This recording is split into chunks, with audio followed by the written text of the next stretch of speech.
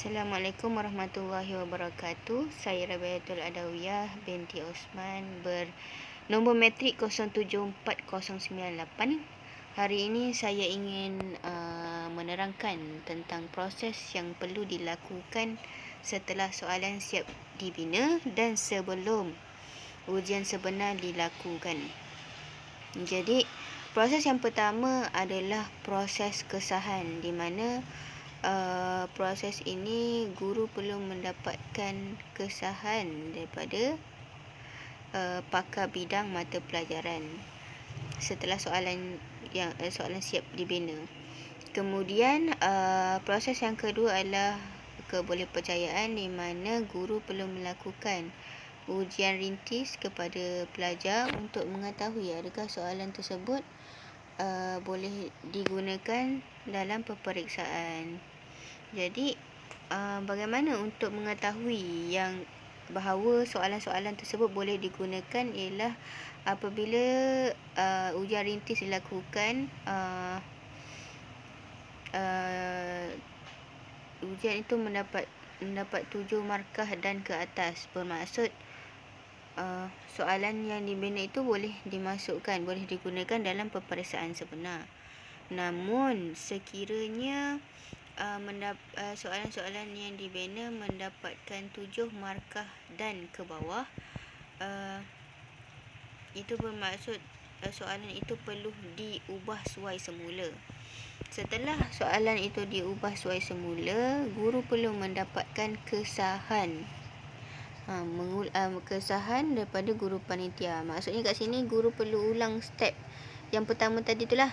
Mendapatkan kesahan daripada guru panitia sebelum ujian rintis dilakukan.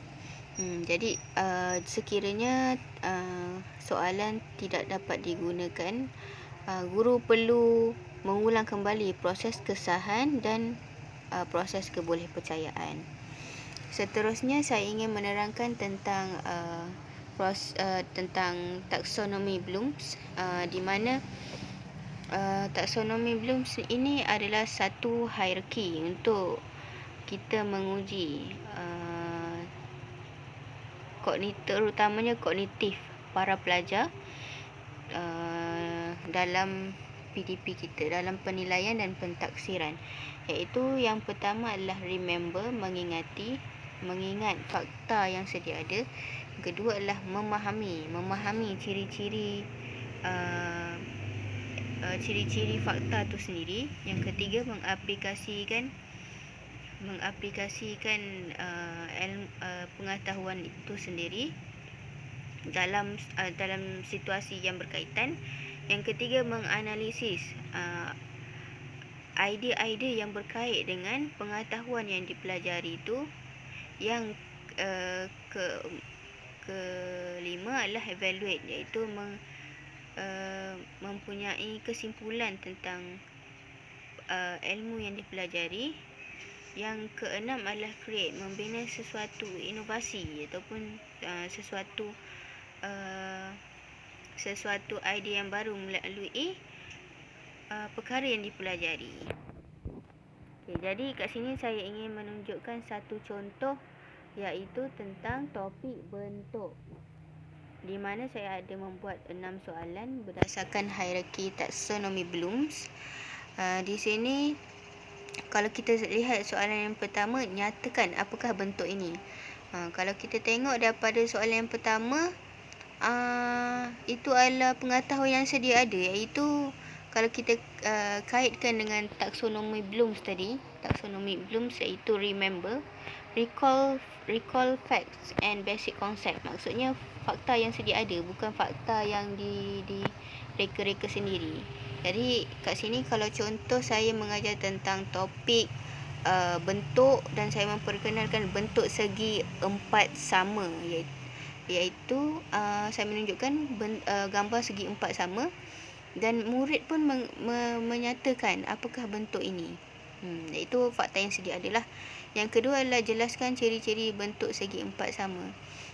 Kat sini soalan nombor 2 adalah berkaitan dengan understanding, iaitu ciri-ciri. Maksudnya kalau pelajar boleh jelaskan ciri-ciri ini, maksudnya dia memahami bagaimana bentuk segi empat sama. Iaitu contohnya segi empat sama mempunyai empat bucu. Empat bucu di setiap sudut. Okey, berbeza dengan soalan yang kelima dan soalan yang keenam. Kalau kita tengok soalan yang kelima, bincang dan huraikan bentuk apa yang sesuai untuk membina satu rak kasut yang stabil. Kalau kat sini kita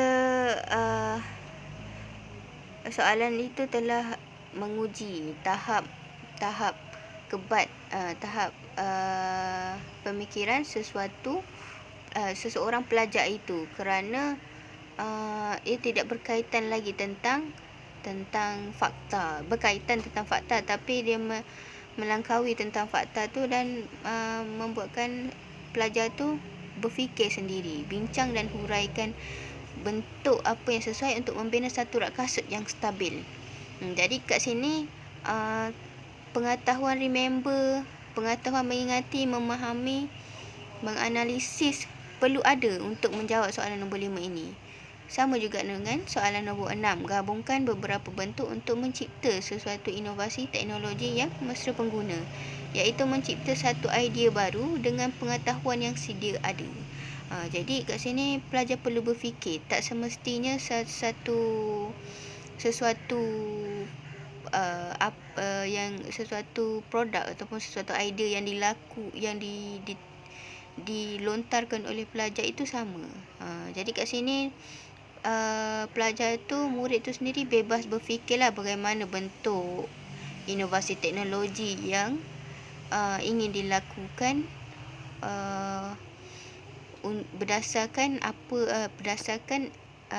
pengetahuan bentuk itu sendiri. Jadi itu saja daripada saya. Sekian, terima kasih.